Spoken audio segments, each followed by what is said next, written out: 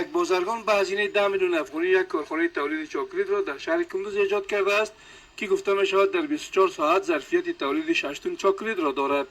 مسئولین کارخانه میگوید که همکنون تولیداتشان به بیشتر ولایت‌های کشور نیز صادر می شود.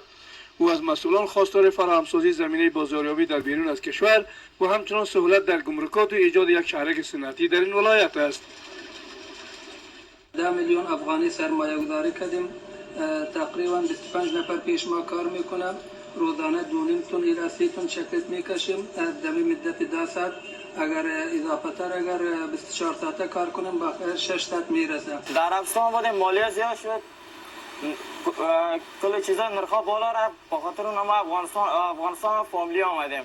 اینجا خیلی خوشحال هستم کار میکنم. مالک شرکت تشکری میکنه که برای جوانان کاری پیدا کرده است، در ولایت قندوز فعالیت داره و از تاجرای دیگه هم خواهش داریم که در همین ولایت در ولایت‌های خودشان شرکت‌های ایجاد بکنه که تا جوانان شرایط کار فراهم شود. از سوی دیگر مسئولان در کندوز بر پشتیبانی حکومت سرپرست از فعالیت‌های بازرگانی در این ولایت اطمینان می‌دهد. این در حالی است که در سالهای پسین کارخانه‌های زیاد تولیدی در کشور ایجاد شده است و هم مسئولان در این کارخانه‌ها از حکومت می‌خواهند تا برای خودکفا شدن فعالیت‌های بازرگانی در کشور آنان را بیشتر پشتیبانی کنند.